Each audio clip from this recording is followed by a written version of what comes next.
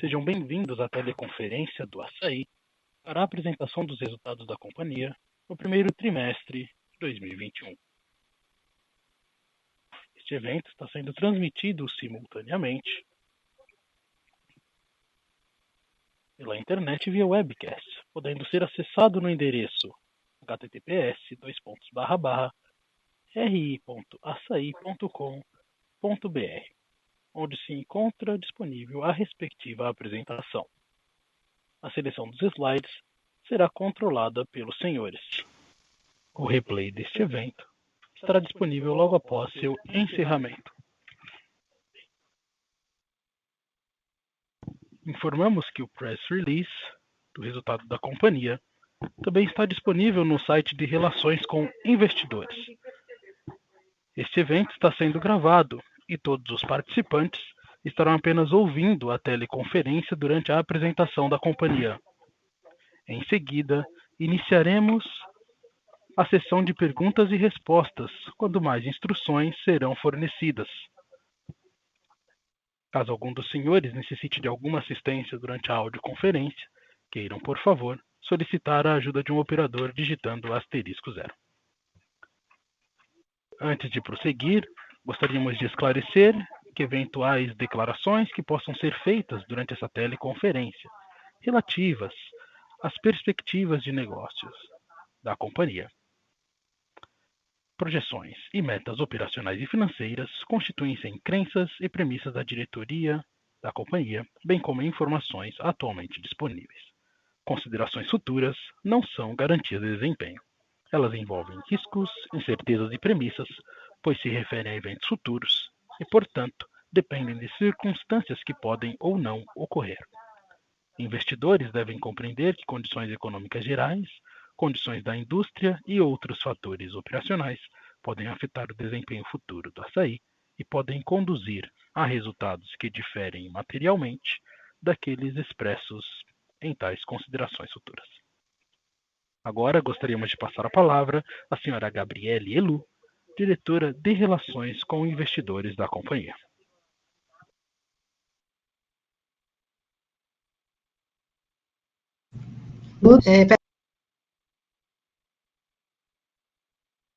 Peço desculpa, né? A Graça Mestre do Assaí. Gostaria de apresentar os palestrantes presentes hoje para essa discussão. Ciro Gomes, nosso diretor-presidente, Daniela Sabag, nossa diretora administrativa financeira, Ana dos Anjos, nosso diretor comercial e logística, Anderson Castilho, nosso diretor de operações e demais membros da companhia. Antes de iniciar a apresentação, eu passo a palavra ao Belmiro Gomes para as considerações iniciais. Belmiro.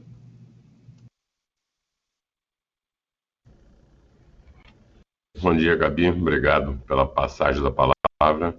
Bom dia a todos que estão ouvindo a nossa teleconferência por vídeo. Peço desculpa inicialmente por alguns problemas técnicos que tivemos no início. Espero que estejam conseguindo nos escutar bem. Primeiro trimestre que o Assaí sai totalmente segregado do GPA, né? Primeira divulgação de resultado, né? Pós-cisão. O quarto tri do ano passado, a Assaí ainda estava como subsidiária da Companhia Brasileira de Distribuição. Nós fizemos uma divulgação, né, pro forma, e esse é o primeiro trimestre que sai, né, na nossa visão, né, um movimento muito acertado, né, a segregação, o spin-off da operação foi um movimento que ele não traz vantagem somente, né, para os acionistas, mas também para a companhia, e esse primeiro tri, para nós, é uma honra estar fazendo essa divulgação. Né, durante o primeiro trimestre, nós tivemos uma série de trabalhos em termos de estruturação da companhia. Na prática, no dia a dia, as duas companhias já operavam de forma totalmente independentes, já operavam de formas muito separadas. Nos acompanham hoje na apresentação, além de outros membros do time, né, também o Vladimir, nosso diretor comercial, que está aqui há muito tempo, desde o início dessa trajetória de transformação do Assaí, o Anderson Castilho, a Dani Sabá, nossa diretora financeira, e a Gabriela, que fez a entrada e a apresentação. O time vai estar disponível para responder eventuais dúvidas e questionamentos, bem como também o staff que estão nos ouvindo dentro dessa transmissão. Sendo o primeiro tri, na nossa visão, o primeiro trimestre para Assaí foi um trimestre positivo em termos de número. O objetivo não é ficar relendo, né, números da apresentação, mas fazer comentários um pouco sobre esse primeiro trimestre. Foi um cenário, né, dentro de um cenário desafiador, né, não somente para o açaí, como o mercado em geral, mas para a sociedade brasileira, né, em termos da pandemia, ela teve, né, o agravamento maior do que o que se tinha de expectativa, né, no final do ano passado. Então, ele foi extremamente, esse primeiro tri, muito impactante, especialmente com a base de clientes nossos extremamente importante, que são os micro e pequenos comerciantes, o público, pessoa jurídica, restaurantes, lanchonetes impactados, setor de turismo impactado, as cantinas de escolas impactadas, ou seja, é uma infinidade, né? Então é um momento que nós, como um todo, acho que tanto como sociedade, como, né, como as empresas, passamos por um primeiro tri com vários desafios. Nós tivemos nesse primeiro trimestre, né, medidas restritivas muito distintas do ano anterior, principalmente em termos de fechamento de comércio, fechamento até de atividade essencial, medidas tomadas por autoridades com o objetivo de cuidar de práticas da população. Então, eu queria agradecer muito inicialmente, né, e depois também no final, o nosso time, especialmente o time de piso de loja, ao time todo envolvido nas nossas operações, comercial, operacional, logística e administrativa, pela sustentação e pelo esforço para que a gente pudesse estar aqui hoje entregando números, em nome do time, números que na nossa visão são extremamente fortes, né? Dado esse agravamento também da pandemia, né, a companhia está aumentando os investimentos também em área social. A gente anunciou na semana passada mais de 5,5 milhões de reais para doação, para apoio, né, principalmente, né, em áreas de vulnerabilidade social, comunidades carentes, né, parcerias com uma série de instituições que nós temos, como, por exemplo, a própria CUFA, que tem nos apoiado, né, seja ao longo de 2021, nesse trabalho social, né? Então, para que a empresa possa não cumprir simplesmente o seu papel perante acionista em geração de venda, né, e resultado, mas perante a própria população em termos de essencialidade, bem consciente do seu papel social. Se pudermos colocar a apresentação para o slide 2.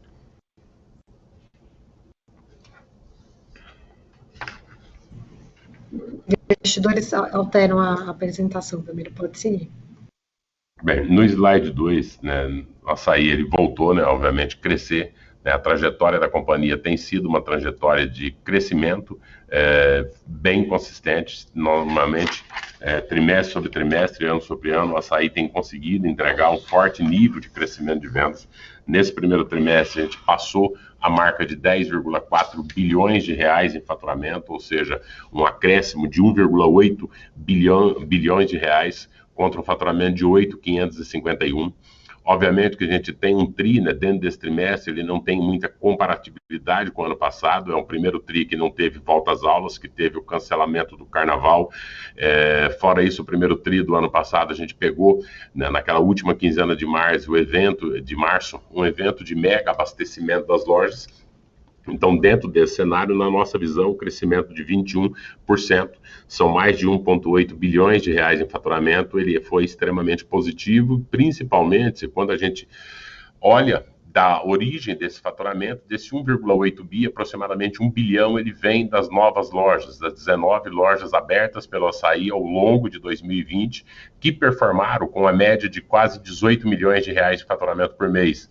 Então, a nossa expansão orgânica, que tem sido o grande motor de crescimento do açaí, ela continua extremamente forte, continua extremamente positiva e é uma das responsáveis pela elevação do lucro bruto, uma vez que boa parte do parque de lojas aberto em 2020, ele era em regiões que nós já estávamos presentes.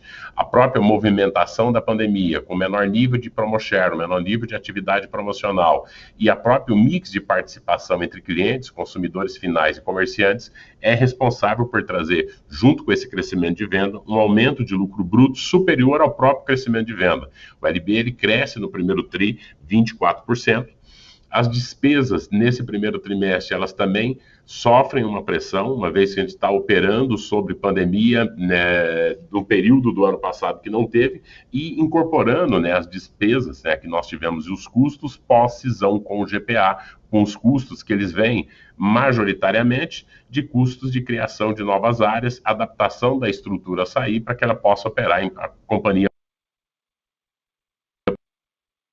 possa operar. Esse de lucro bruto foi suficiente a um acréscimo superior ao crescimento da própria venda, um acréscimo de EBITDA de 27% para 641 milhões de reais e um lucro bruto que ele duplica em relação ao ano anterior, chegando a patamares de 240 milhões de reais no primeiro trimestre do ano, que na nossa visão ele é o trimestre do ano longo de 2021, expectativa que seja o trimestre mais desafiador.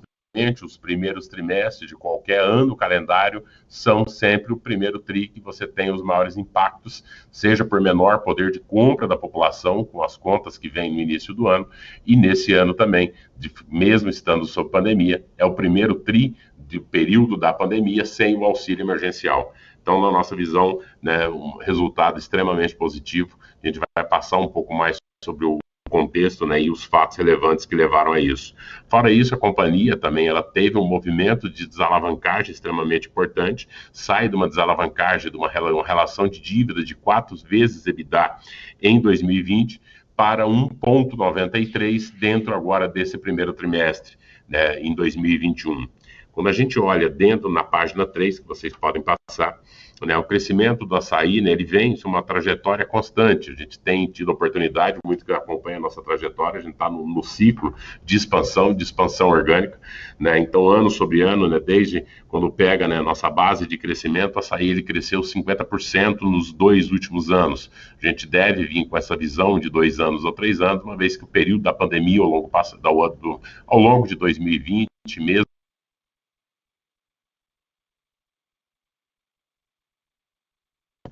vacinado um período maior. Então, a companhia mantém esse forte de crescimento, são 50% nos 2 últimos anos, mais de 24% de CAGR de crescimento nos últimos 4.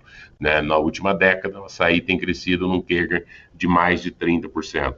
Né? Novamente, quando a gente fala de rentabilidade, seja um crescimento, na nossa visão, significativo pela base mesmas lojas, principalmente se nós considerarmos que restaurantes e o público transformador, onde o açaí ele tem uma participação muito forte, está fechado, mas o que a gente vem observando que, né, durante 2020 a gente viu uma busca maior do consumidor final pelo segmento atacadista, né, esse é o trimestre agora de 2021. Né, olhando, né, passando pela página 4, aí seria repetitivo em termos do lucro bruto. Boa parte, né, desse aumento do lucro bruto ele tem, né, uma contribuição, né, um efeito até mecânico aqui, né, pelo próprio aumento da participação do consumidor final, na medida que nós trabalhamos com preço de atacado e o público, né, uma menor atividade, a menor atividade de compra, mecanicamente a gente gerou esse aumento do lucro bruto, bem como contribuições feitas, né, pelas lojas abertas do ano passado, além de um esforço muito grande, né, feito pelo time comercial em negociações e ativações junto a fornecedores em algumas categorias específicas de produto, uma disciplina muito forte do nosso pessoal em termos do volume de ruptura, né, em lojas e principalmente, né, no momento que houve oscilação de preço ao final do 4º trimestre e no primeiro de 2020, primeiro trimestre desse ano, posicionamentos acertados de compra, de administração do estoque, tem nos permitido trabalhar com a margem, na nossa visão, muito satisfatória em relação ao ano anterior. Na parte o EBITDA foi o que a gente já mencionou, acho que não tem muita novidade. Eu queria passar a palavra para a Dani, nossa diretora financeira, para comentar um pouco sobre a relação, né, de lucro líquido e a dívida e a alavancagem da companhia. Depois eu volto para falar, né, um pouco em cima do slide 8, principalmente sobre o plano de expansão e abertura de lojas para esse ano. Obrigado. Obrigada, Belmiro. Estão me ouvindo bem? Bom dia a todos.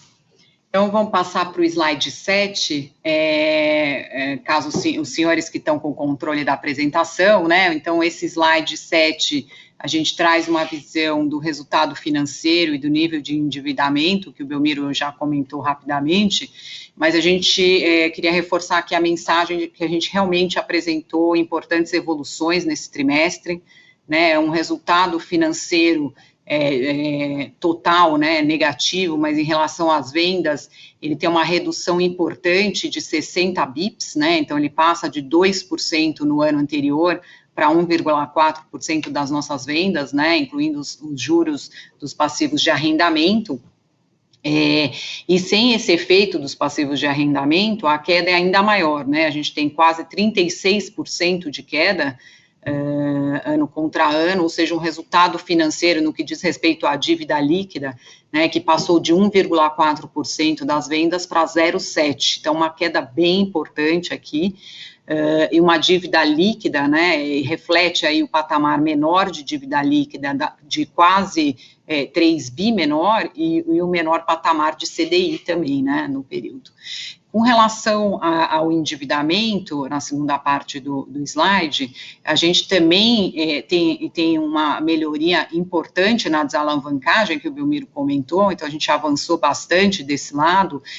Se a gente analisar aqui, a gente tem o EBITDA pré, né, que a gente usa para fazer o cálculo da dívida líquida e EBITDA, ele teve uma evolução nos últimos 12 meses de 38%, né, enquanto a dívida líquida, como eu comentei, ela cai quase 3 bi, né, então com esses movimentos, né, a gente tem aí uma dívida líquida que fica inferior a 2 vezes, né, e uma redução de quase 2 vezes EBITDA, né, ano contra ano.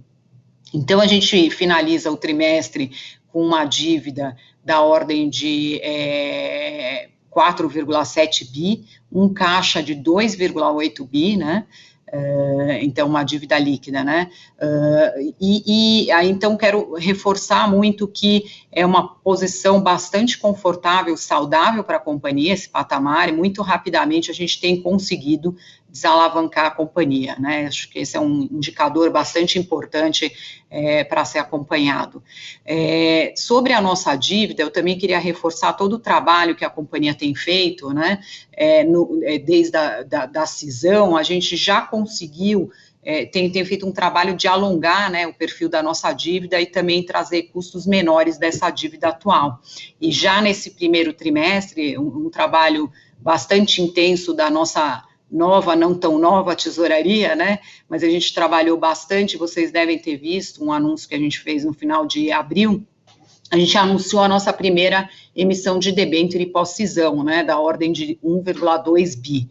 Então, essa primeira emissão de debênture é para fazer frente aos compromissos que nós temos, vencimentos que nós temos agora já nesse segundo semestre, né, então a gente está muito bem posicionado para enfrentar esses vencimentos, e a gente já está se preparando, como eu falei aqui, para alongar cada vez mais o perfil da nossa dívida e trazer custos bem atrativos aí para melhorar, né, o custo da nossa dívida. Basicamente é isso que eu queria enfatizar. Volto a palavra para o Belmiro para ele dar continuidade aí aos slides da apresentação. Belmiro. Obrigado, Dani. Espero que estejam me ouvindo melhor, o som está saindo, acho que entrecortado para algumas pessoas, a gente pede desculpa, nós fizemos os testes, mas infelizmente na hora, alguns problemas técnicos, né, esperamos que agora esteja com um nível de som melhor. Sobre 2021, né, olhando para o slide 8, né, acho que uma das grandes, né, características e trajetórias do Assaí tem sido, né, a expansão orgânica. Nós vamos seguir muito firme dentro desse propósito. Normalmente, o Assaí, por estratégia, a gente concentra as aberturas de loja no terceiro e quarto trimestre do ano, que na nossa visão é o momento, para 2021, segue-se a mesma estratégia. Nesse momento, nós estamos com 18 obras em andamento. Essas 18 obras, né, mais outras que iniciarão nos próximos meses, é o que vão levar, né, para 2021 essa taxa muito forte, né, de crescimento. Aparentemente, pelo que eu estou vendo do rosto, acho que o áudio não está indo bem ao vídeo. No que corta o vídeo, você melhora um pouco o nível de som, de escuta. E indo para o slide 9, né, Assaí, né, tá, acho que a companhia que tem sido, né, ela já era uma companhia, né, por ser não subsidiária do GPA, uma companhia de capital aberto, né, dentro desse movimento agora a gente segue muito forte em termos de ESG, é uma das poucas grandes companhias do Brasil que tem a cota de PCD hoje não só coberta, né, o de 5%, um trabalho muito forte, né, em termos, né, de diversidade, de práticas de gestões ambientais, né, 89% da nossa energia hoje consumida, ela já veio de fontes limpas,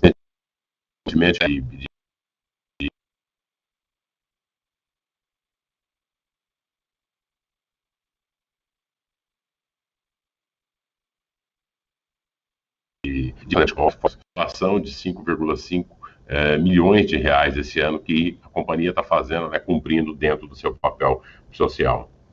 Era isso que tínhamos para transmitir e gostaria de passar para a parte de perguntas, voltar para a Gabi para passar para a parte de perguntas e respostas.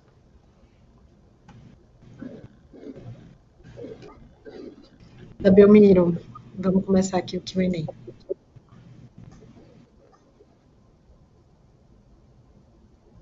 Abriremos agora a sessão de perguntas e respostas. Pedimos, por gentileza, que os senhores façam todas as perguntas de uma vez, aguardando a resposta da companhia. Para fazer perguntas, por favor, pressionem *1. Nossa primeira pergunta vem de Robert Ford, Bank of America.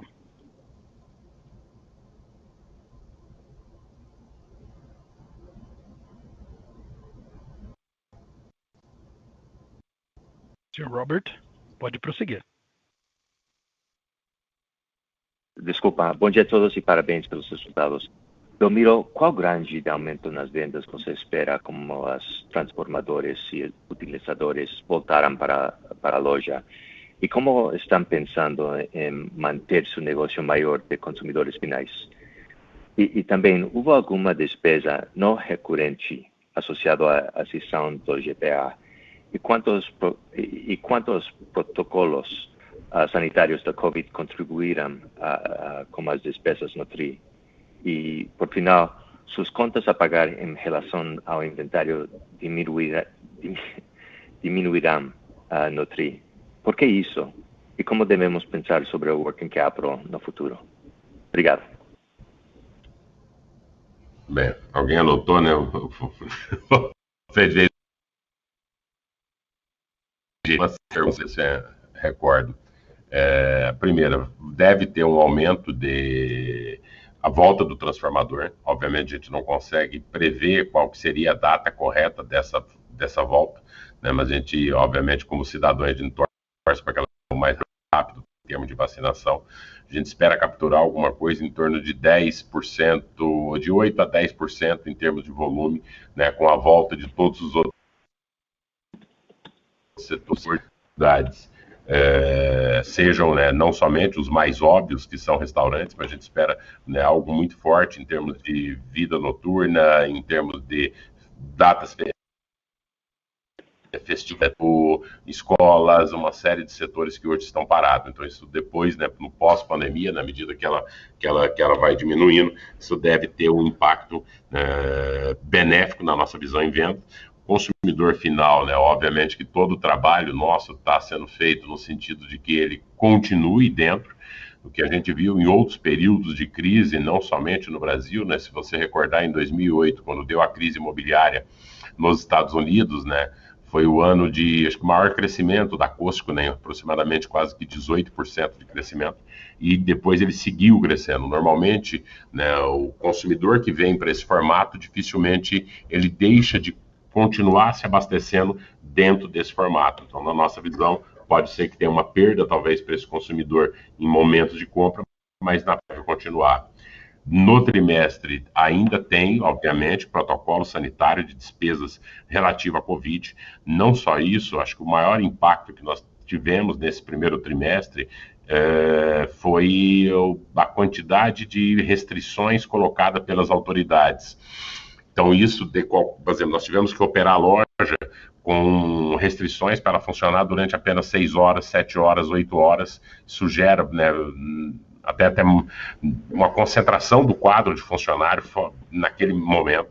Nós tivemos esse ano, né, nesse período agora, até cidades que fechou os supermercados, dada a gravidade da Covid. Então, a gente estima que, em termos de despesa de pandemia, pelo menos alguma coisa em torno de 0,2% aproximadamente de despesas de Covid, elas ocorreram. E é impossível quantificar isso agora em vendas enquanto que as restrições, né, das 184 lojas que nós iniciamos o ano, nós chegamos a ter quase 100 lojas afetadas por algum tipo de restrição, seja em quantidade de pessoas, seja em horário de funcionamento. No geral, todo o parque foi impactado, todo o parque de lojas, não necessariamente nos mesmos momentos. Não sei se eu respondi todas as perguntas. Sim, Belmiro, somente faltou uma, e suas contas de pagar em relação ao inventário diminuirão no TRI. Por que isso e como devemos pensar sobre o working capital no futuro? O working capital ele continua positivo, o nosso modelo de negócio consegue girar os estoques num prazo menor do que a gente teria em relação ao prazo obtido por fornecedor. É que a base em relação ao ano passado não é muito comparável, uma vez que no primeiro TRI de 2020 nós tivemos os 15 dias de mega abastecimento, o que fez com que o estoque do primeiro TRI não deixou do normal. Se a comparação foi essa, que aí a base de comparação do ano passado ela acabou ficando prejudicada. A gente diminuiu muito estoque e tinha muita carteira de fornecimento. Então, quando se olha a comparação 2020 para 2021, tem-se uma impressão de ter, vamos supor, perdido, né, em número de dias, mas aí você tem, se for a comparação, fornecedores versus estoque. Não sei se foi essa comparação que você fez. Super claro. Muito obrigado e novamente parabéns, Belmiro. Obrigado. Nossa próxima pergunta vem de Daniela Eiger, XP Investimentos. Bom dia, Belmiro. Obrigada por pegar minha pergunta. Parabéns pelo resultado. Tenho 3 perguntas. A primeira, pensando na perspectiva do ano, né? Se você puder compartilhar um pouquinho como foi abril, se já tem algum tipo de sentimento aí em relação à tendência versus o primeiro trimestre. E aí também pensando assim, né, você comentou dessa questão da volta de bares, restaurantes transformadores, a gente imagina que e vê o segmento do atacarejo como principal beneficiado, né, desse movimento, pensando no setor de varejo alimentar, e ainda também, como você colocou, né, na questão do consumidor final, a gente provavelmente vai estar num momento ainda de um cenário difícil de renda, né, então onde os consumidores vão procurar essa alternativa melhor de custo-benefício. Então, na nossa visão, esse canal ele tende a ser o mais resiliente, o mais beneficiado aí nesse momento, né, mesmo com a retomada da normalidade, e aí as pessoas voltando a consumir um pouquinho mais fora de casa. Eu queria entender se isso está alinhado com a expectativa de vocês para o ano. E aí eu queria saber 2 updates. O primeiro em relação às iniciativas na estratégia digital, né? Você comentou no último TRI, né, no call do último TRI, que vocês estavam olhando, revisitando essa estratégia e que deveriam anunciar algumas novidades. Como que está andando isso, e também em relação à entrada no atacado de distribuição, se vocês têm alguma novidade. São essas perguntas. Obrigada. Obrigado, Daniela. Sim, o TRI, né, e acho que assim, quando se olha, né, para os números da Nielsen, nós ganhamos, por exemplo, no caso do açaí, dentro do nosso formato, nós ganhamos share tanto na base mesmas lojas como na base total. Quando olha o canal atacarejo, ele cresceu mais, ele ampliou o crescimento em relação a outros canais no primeiro trimestre. Em 2021, em abril agora, obviamente eu não posso falar os números, mas essa tendência se acentuou. Então, o que é a expectativa? A gente deve ver um cenário, né, ao longo, né, e não só, acho que, assim, obviamente a pandemia, né, assim, não tem, mas mesmo em outro momento de crise econômica, né, o formato, ele normalmente ele é muito capaz de conquistar clientes no período de maior pressão econômica e de manter esses clientes. É o que a gente deve, e assim, mesmo as pesquisas que a gente faz com quem está vindo em loja pela primeira vez, uma proposta de 98%, né? Eu acho que o equilíbrio da proposta de valor, mercadoria, um conjunto muito eficiente nas escolhas do consumidor. Então, mesmo voltando bares e restaurantes, na nossa visão, boa parte do consumidor que veio para o formato, ele deve seguir. A gente tem trabalhado para isso, tem inclusive preparado as estruturas de loja para isso no cenário de pós-pandemia. Na nossa visão, esse movimento continuar assim. Quanto à questão das outras iniciativas, a gente está com alguns projetos em andamento nesse sentido. A gente deve ter algumas visões um pouco mais claras disso agora no segundo trimestre. Vem novidades, mas ainda não é o momento de falar sobre elas, Daniela. Mas que vem, novidades vem. Né? A gente comentou, e aí sendo extremamente claro, né, na nossa visão, principalmente o e-commerce, né, a gente estava, né, com o GPA, né, isso era muito já atendido, né, pelo grupo econômico, pela companhia, né? Então, tem menos diferença você operar no e-commerce alimentar dos formatos entre, por exemplo, que era açaí, extra, pão de açúcar, do que agora. Então, sim, tem algumas iniciativas que o açaí agora isolado deve seguir. Então, mas a gente vai aguardar um tempinho para poder, mas está bem, tem bastante, acho que vai vir algumas coisas bem interessantes, Daniel.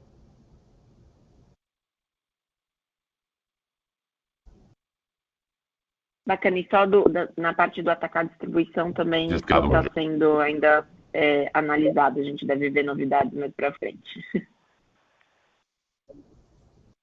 Excelente, obrigada.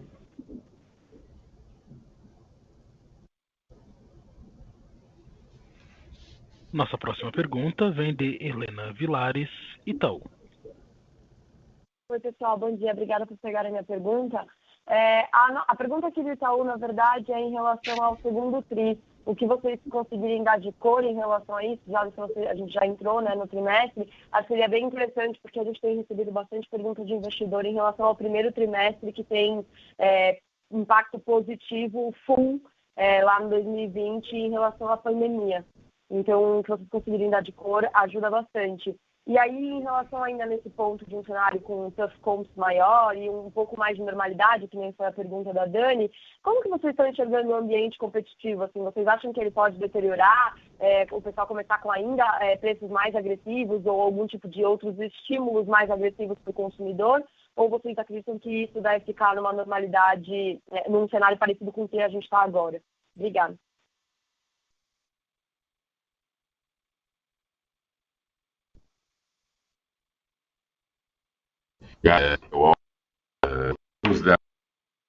Por exemplo, segundo TRI, obviamente, a gente tem um limite do que a gente pode falar, mas o primeiro TRI, né, foi o trimestre onde a gente está com pandemia, sem auxílio emergencial, sem carnaval. Na nossa visão, obviamente, assim, a gente imagina que o primeiro TRI tenha sido o mais desafiador do ano. Então, quando a gente olha sequencialmente, a gente espera um segundo TRI mais forte do que o primeiro TRI. Obviamente que em algumas categorias de produto, a base de comparação em relação ao ano passado, ela sofre impactos, né, principalmente por efeito base, seja por conta do 2020, por exemplo, do primeiro TRI 2020, seja o segundo TRI. Um exemplo. Nos primeiros 15 dias, aqueles 15 dias de mega abastecimento da pandemia do ano passado, muita gente viu o exemplo do papel higiênico, mas fez vários produtos de limpeza que o consumidor comprou e só voltou sem agora. Muita gente fez um mega estoque dentro das suas residências. Então, nesse ano, por exemplo, a gente não tem um impacto, por exemplo, na linha por não ter tido carnaval em bebida, mas, por outro lado, na linha de limpeza, a gente ninguém está comprando a mesma quantidade que comprou no ano passado e agora, nesse ano, também não vai ter esse mesmo movimento. O que eu estou querendo dizer com isso? E ainda a gente tem, por menor que seja o auxílio, tem uma volta de um auxílio que ele vai ser muito mais, na nossa visão, destinado à alimentação. Então, dentro do limite do que a gente pode falar do segundo trimestre, na nossa visão, sequencialmente, é um segundo TRI que se espera um melhor movimento em relação a esse primeiro TRI. Né? E não deve ter, quando comparar contra ano passado, nenhuma variação, pelo menos na nossa visão significativa. Você tem ofensores que não saem no segundo TRI, mas tem também pontos positivos em algumas, principalmente nessas categorias que eu te mencionei, que a gente não teve o ano passado, e acho que o saldo disso, ou ele é de positivo para neutro, quando se compara contra o segundo TRI de 2020. Obviamente que estou falando de base mesmas lojas, porque expansão, você tem sempre a base contributiva da expansão que se segue, né, das lojas abertas do ano passado.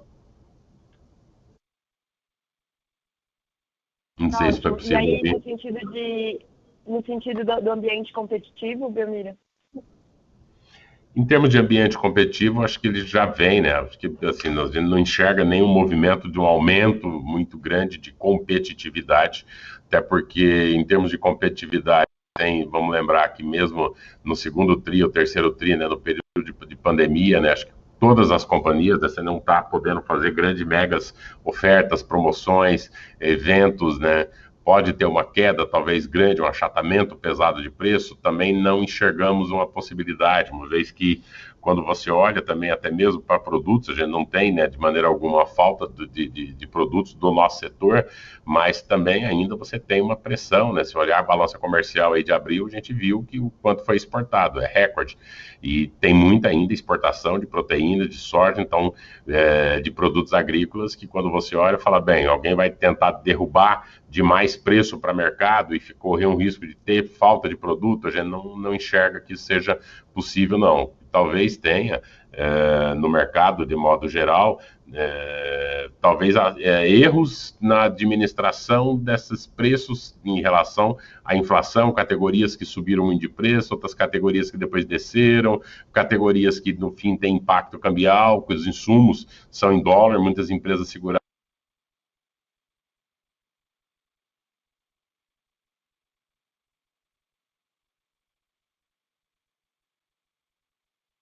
e depois mais gestor de 6.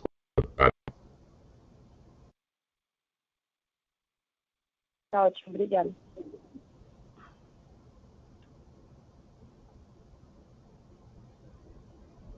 A próxima pergunta vem de Guilherme Assis, Banco Safra. Oi, bom dia a todos. Bom dia, Belmiro, Dani, Gabriele. Obrigado por pegar a minha pergunta aqui. Eu tenho duas perguntas. Eu queria ainda, nesse tema de competição e market share, né, que a gente tem visto é que o canal de hipermercado, ele tem vindo com iniciativas aí para reduzir preços e equiparar ao tipo de oferta que o atacarejo oferece, né? A pergunta é se vocês têm visto alguma mudança na tendência de crescimento de market share aí do canal de atacarejo, de volta para hipermercado com esse novo posicionamento. O próprio Extra aí do GPA está com esse novo posicionamento, né? Eu acho que está fazendo um rollout aí dessa nova política de preços aí. E eu queria saber se vocês têm sentido no ganho de market share que vocês medem alguma mudança ou alguma desaceleração do ganho de market share de vocês e do canal do atacarejo dentro do varejo alimentar. Então essa é a primeira pergunta. E a segunda pergunta que eu tenho é em relação às iniciativas que vocês vêm comentando sobre testar novos tipos de serviço dentro das lojas de vocês, né? Acho que no último call aqui a gente comentou sobre serviço de açougue, né? Então, se você, Belmiro, puder falar um pouquinho sobre como é que vocês têm visto o resultado dessas iniciativas, né? Se tem ajudado a trazer fluxo para as lojas, né? Eu sei que é um trimestre muito afetado por muitos efeitos de pandemia, carnaval e tudo, mas se já tem alguma ideia do que vocês têm visto de resultado e se já tem um plano para rolloutar isso para uma base maior de lojas. São essas duas perguntas. Obrigado, Guilherme. Sobre a primeira pergunta do hipermercado, obviamente, né, existe um movimento dentro acho que do mercado como um todo, né, obviamente que todos os competidores, independentemente do formato, vão buscar, né, estratégias, ou mesmo em termos de comunicação, né, de iniciativas que tem um movimento muito mais até de marketing, não, uma vez que preço de atacado ele é associado a preço baixo, quando isso, do que propriamente preço, uma vez que o custo, né, colocar preço de atacado ou diminuir o preço do produto pela metade é muito simples, na realidade, né? Você precisa ter custos de atacado para poder competir em preço de atacado, né? Então, olhando pelo menos o que a gente viu, né? Quando a gente fala em share, né? O ganho de share que nós tivemos no primeiro tri, ele tanto em base mesmo as lojas como base total, a gente não colocou o número exato ainda, porque a Nielsen ainda pediu um tempo de reprocessamento, ela confirma o ganho, mas ainda precisamos pegar o número corretamente, né, disso. Isso é entre outros. Quando olha para as operações dos canais, acho que aí também volta de novo a olhar Nielsen, né? Acho que, salvo engano, né, no primeiro TRI, o cash como um todo cresceu em torno de 18%, né? Aí o formato inteiro, né, todos os players de mercado, e o hipermercado cresceu 2,8%. Né? Então, ou seja, o hiper, né, tem outras categorias de produto, né, outras, assim, um mix, né? Então, aparentemente, pelo que a gente vê, né, obviamente é uma estratégia que deve trazer também, fidelizar os consumidores que estão lá dentro, mas acho que em termos de tomar mercado de volta do atacarejo, acho que de maneira alguma a gente vê alguma coisa parecida com isso. E aí tá os números da Nielsen para poder dizer. Em termos de serviço, gente, como você mesmo falou, né, ainda é um trimestre, né, Você me ouviu, Guilherme? Ouvi, sim, está claro. E sobre os serviços que vocês estão testando nas lojas, Belmiro? Serviços, né, como você mesmo falou, né, ainda é o primeiro trimestre com bastante componentes, o projeto ainda está em piloto, na realidade o que a gente vê é que isso, são específicos para alguns grupos de loja e algumas regiões, né? Tem regiões que você tem boas ofertas, por exemplo, de açougue, você tem boas ofertas de outros tipos de produtos, mas tem lojas nossas que estão em regiões, né, assim como tem player, por exemplo, que tem lojas em regiões muito isoladas, onde consegue muitas vezes fazer um papel de venda que não é possível fazer em grandes cidades. Então, na nossa visão, ele é um projeto, ele tem ido bem, os números são bem encorajadores dentro do início. A diferença é que, assim, o grande definição é para quais regiões, para quais perfis de loja, que perfil de mercado que esse projeto ele seria aderente ou não. A gente ainda está em projeto piloto, os primeiros números são bem positivos, mas a gente ainda vai aguardar mais um período para poder dar um pouco mais de detalhes sobre eles. Tá bom, não, tá ótimo. Obrigado, Belmiro.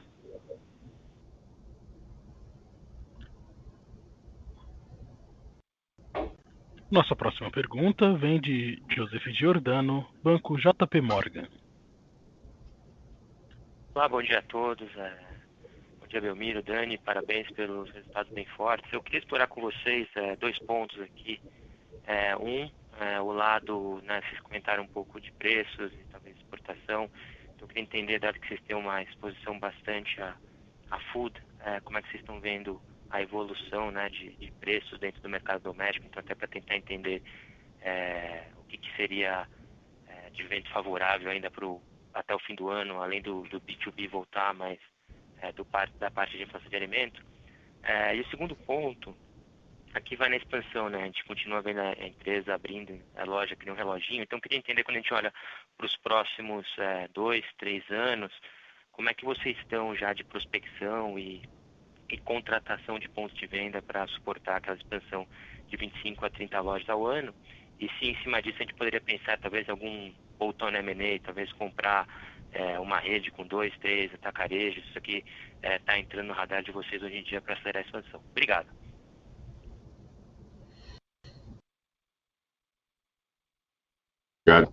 De preço, né, assim, então, obviamente, tanto 2021, né, você tem uma dificuldade, obviamente, de cenário de previsão. Não vemos, né, nesse momento, né, dado que, por exemplo, ano passado a gente viu, né, a inflação ela subiu muito, principalmente no terceiro e um pico no quarto TRI. Né? Havia até uma dúvida no final do ano passado se esse ano de 2021 já não poderia até ver uma deflação. Não é o que aparenta nesse momento. Né? Acreditamos que os produtos que foram mais impactados para preço, que foram as commodities, eles chegaram no seu pico no quarto TRI, subiram mais do que deviam e depois em seguida deram uma estabilizada. Não é que ele caiu em relação ao ano passado no primeiro TRI, mas ele está menor do que, né, as commodities principalmente, do que o quarto TRI de 2020. Então, em termos de movimentação, não sei se foi essa a pergunta, em termos de preço, não vemos nenhuma, por exemplo, assim, a gente deve ver agora uma taxa inflacionária caindo agora trimestre a trimestre. Se o preço mantiver no que está hoje, em níveis estáveis, você vai ter uma curva de queda natural sobre o terceiro TRI e sobre o quarto TRI do ano passado. Em termos de expansão, nesse momento nós temos 18 a 19 obras em andamento. Normalmente a gente concentra as inaugurações no terceiro e quarto trimestre do ano, porque na nossa visão são momentos mais favoráveis, atividade econômica um pouco mais forte, e nesse ano acho que vai ser mais ainda vital, né, uma vez que no período, né, que a gente vai ter uma boa concentração de abertura, há uma probabilidade, né, que a gente esteja no final, né, da pandemia. Né. No total, hoje, a gente tem os 78 pontos, né, fechados em termos de contrato, né, que são os pontos para abertura ao longo desse ano, 2021, 2022 e 2023.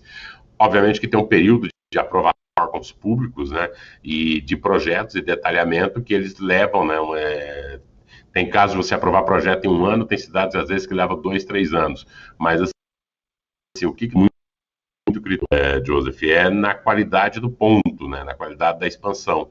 Basta olhar, né, se você pega o primeiro trimestre desse ano contra o ano passado, você tira o delta do mesmas lojas sem ajuste do efeito calendário, você vai ver que tem 1 bilhão de contribuição, que dividido por 19 lojas, dá 18 milhões média de faturamento para cada loja por mês, que é um número bem positivo, né, para um parque de expansão, né, em termos de qualidade. Os pontos que nós temos nesse momento para essa abertura, eles são pontos que, na nossa visão, o parque de 2021 ele deve ser mais forte até que o parque de 2020.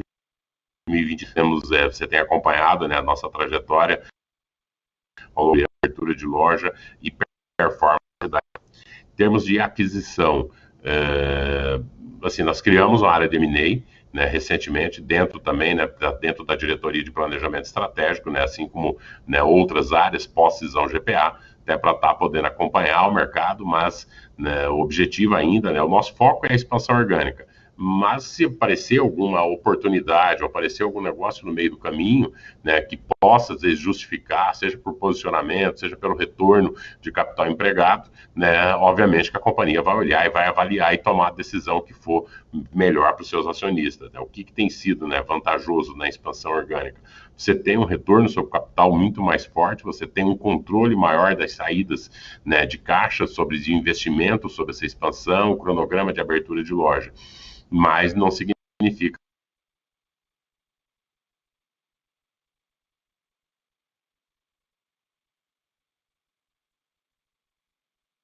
fechar ali.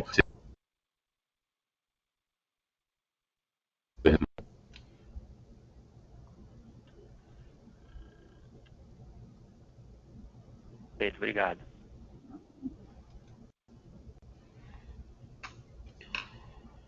Nossa próxima pergunta vem de João Soares, Citibank. Bom dia, pessoal. Obrigado pela pergunta. Eu tenho 2 perguntas aqui rápidas. A primeira é em relação à margem bruta. A gente vê ainda uma margem bruta expandindo, né? Muito efeito ainda da maturação de lojas e também a participação do B2C, né? Então, acho que tentar entender a visão de vocês, né? Como que vocês veem essa evolução de margem bruta conforme o B2B vai retornando, vai normalizando, né, no mix. Se hoje vocês veem talvez essa margem bruta sustentando por efeito de ainda proveniente de maturação de lojas, enfim, qual é a visão para essa linha, né? E o segundo ponto falando um pouco mais de balanço, né? A gente viu naturalmente uma redução bem significativa da despesa financeira, né? Muito vindo do custo de dívida, né? Então, eu queria ouvir de vocês, acho que 2 pontos aqui, né? Primeiro, qual que vocês veem que é o nível de alavancagem ideal hoje para a companhia operar e se ainda existe possibilidade, né, através desse liability management que está ongoing aqui, de reduzir ainda mais as despesas financeiras. Esses pontos. Obrigado. Obrigado, João. Sobre a margem bruta, né, o que a gente deve enxergar daqui para frente, né? A gente deve, tanto que foi o que nós sinalizamos, né, no final de 2020, uma estabilidade de margem em relação a 2020. Uma vez que, na medida que o PJ volta, naturalmente, até pelos preços que nós vendemos, né, por trabalhar com preço diferenciado, né, deve ter uma natural, né, aí é por efeito mecânico, né, fade mix, deve voltar a uns níveis de estabilidade de margem que a gente apresentou no ano passado, né, tanto que o foco nesse ano é uma taxa de crescimento, né, nos níveis que você tem visto e tem acompanhado, e uma estabilidade da margem bruta e uma estabilidade da margem líquida em relação a 2020. Obviamente que dependendo de movimentações de mercado, oportunidade de capturar, né, pode também efeitos positivos, né? Nesse ano, esse primeiro TRI, bem da verdade, o que fez a margem bruta subir foi o fato de que o parque de abertura de 2019 e de 2020, eles aceleraram muito em relação às suas curvas, né? Porque todo ano nós temos uma quantidade de lojas maturando, né, sobre o do ano anterior, porque o processo de expansão é um processo de expansão contínua, né? Mas graças a essa boa performance, essa rápida maturação, foi o que permitiu essa melhor margem bruta, né, dentro desse primeiro trimestre. Então, se fosse para olhar para os próximos trimestres, a gente deve esperar uma margem com o ano anterior. Sobre dívidas, que a Dani poderia responder? Vou responder sim, estava esperando você concluir, Belmiro. Bom, falando das suas perguntas sobre alavancagem, né, a gente teve, como ressaltado durante a apresentação, uma redução bastante importante, né, João? E a gente vai continuar, assim, desalavancando a companhia. Como vocês sabem, a gente tem uma geração de caixa bem relevante, que tem ajudado a gente nesse processo, e essa geração de caixa tem sido muito suficiente para a gente desalavancar a companhia e fazer face a todos os investimentos que nós temos, todo esse CAPEX que o Belmiro comentou das novas lojas, né? Então, quando a gente projeta para frente a nossa alavancagem, e compartilhando com vocês, a gente já está imaginando em 2023 chegar num patamar aí bastante confortável de menos de uma vez EBITDA, tá? Falando do custo da dívida, que você também perguntou, do resultado financeiro, obviamente que é muito importante esse trabalho que a gente está fazendo de alongar mais a dívida, a gente está trocando por dívidas mais baratas também, né, foi essa primeira emissão, mas a gente vai continuar trabalhando nessa agenda aí para o segundo semestre também, as dívidas, temos vencimentos o ano que vem, né, então a gente já quer começar a trabalhar nisso, e reduz bastante o patamar, né, porque a gente tem uma dívida aí, só para vocês terem ideia, CDI mais 1,85, né, 1,90, a gente já está trocando ela para um patamar de 1,70, a primeira série, e 1,95 a segunda série. Então, tem uma importância muito grande, porque a gente vai ter menos pressão no resultado financeiro no momento de alta do CDI, né, e esse resultado financeiro, tirando os juros de passivo de arrendamento, a gente deve ter aí um patamar muito na casa de 1% da venda, é bem razoável supor, tá?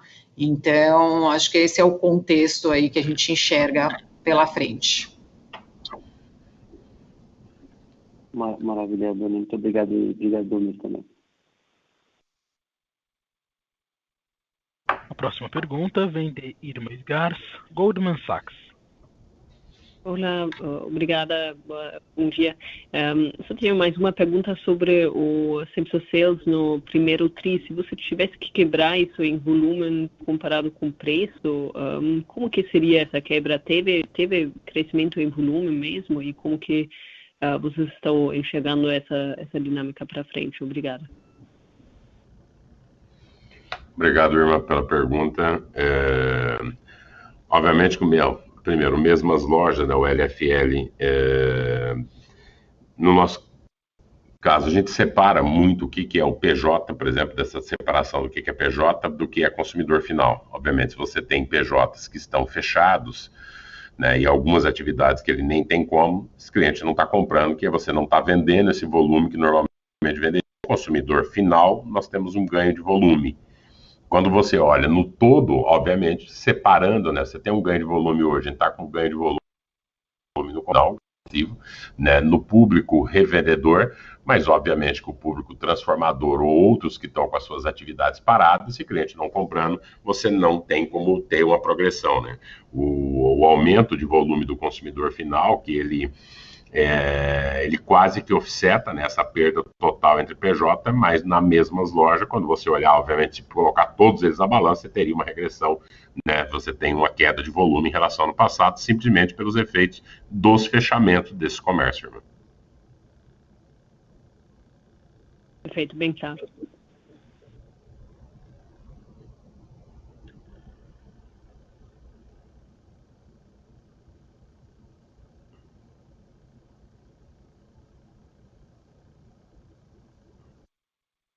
Nossa próxima pergunta vem da sala de inglês.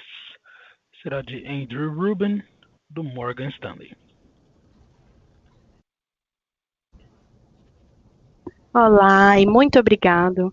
Eu gostaria de fazer um follow-up sobre as novas lojas. Como que devemos imaginar essa divisão de aberturas entre as lojas existentes e novos mercados para 2021? E para a questão dos novos mercados, tem uma curva diferente de vendas e de margem que deveremos considerar? Muito obrigado. Obrigado, André. O parque de expansão, né, das novas lojas, esse ano nós temos abertura previstas em 16 estados do Brasil, em 16 distritos, né, só tem um estado que é um estado novo, que é o nesse momento, que deve ser inaugurada no terceiro ou quarto trimestre desse ano. Então, o impacto anteriores, uma vez que as outras lojas já são estados onde o açaí está presente. Então, por mais que sejam novas lojas, quando você já está com a marca, com o nosso time, já tem posicionamento de marketing, estrutura de entendimento, você tem um impacto menor. Então, na nossa visão, tanto que nós temos uma expansão forte para ser feita, né, agora em 2021, 22 e 23, não tem, assim, quase grandes novas entradas em novos mercados, né, bem da verdade. Por isso que a gente imagina uma estabilidade de margem ou até algo um pouco mais superavitário, né, no total, né. O máximo que a gente tiver vai ser mais um estado novo para o próximo ano de 2022. Não posso, obviamente, mencionar qual é esse estado, né, e nem dar uma confirmação, obviamente, total dele, né, mas, né, a maior parte de entrada em novas praças, em novos estados, o açaí já passou nos últimos 5 anos, né. Vale lembrar que nos últimos 10 nós saímos de um único estado do Brasil para 23 estados, né, então boa parte dos maiores investimentos em posicionamento da marca já foram realizados.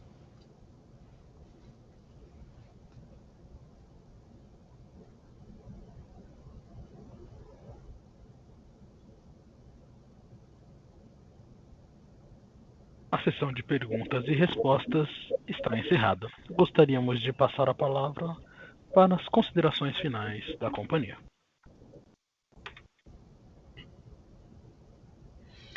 Bem, gostaríamos de agradecer a todos que ouviram, lamentamos, né, e pedimos desculpa mais uma vez pelos problemas técnicos, acho que prejudicou um pouco, né, a qualidade da transmissão das informações, né, mas os números foram extremamente positivos, né, no primeiro trimestre, né, o açaí ele tem sido, né, nossa trajetória, o nosso trabalho, né, uma taxa de crescimento, uma previsibilidade, tem um time com bastante expertise, né, no nosso setor que está empenhado, né, para continuar, né, nesse movimento. A gente tem um ciclo de expansão muito forte, né, agora ao longo de 2021, né, 2022 e 2023, bem como, né, nosso papel como dentro do mercado brasileiro, 1,5, 1,6 bilhões de reais em investimento, né, então tem, né, quando a gente fala isso para um cenário, né, de menor atividade econômica, né, isso também contribui com o país, né, não somente, né, a geração de venda, mas desse ano nós devemos ter mais de 10 mil novos postos de trabalho. Então hoje nós somos a 10ª maior empregadora privada do Brasil. Com essa nova contratação, açaí ele passa a ser provavelmente a 8ª maior empregadora, né, contribuindo, né, com o investimento, com geração de emprego, com a sociedade, né, além dos outros papéis, seja como a gente falou, de responsabilidades sociais, né, dentro disso, né, e né, dentro dos desafios que tem para frente, gostaria muito, né, de agradecer aí pelo trabalho, pelo todo o esforço colocado, né, por todas as áreas, né, para que mesmo num período de pandemia, com todas as dúvidas, com todas as incertezas, nós conseguimos entregar, né, algo muito positivo e seguir na manutenção dessa trajetória de crescimento. Agradeço a todos que se ouviram, né, nossa conferência de resultado, bem como, né, os demais membros do time que nos acompanharam. E, por vez, né, desculpas e lamentamos os problemas técnicos. Muito obrigado. A teleconferência de resultados do açaí está encerrada.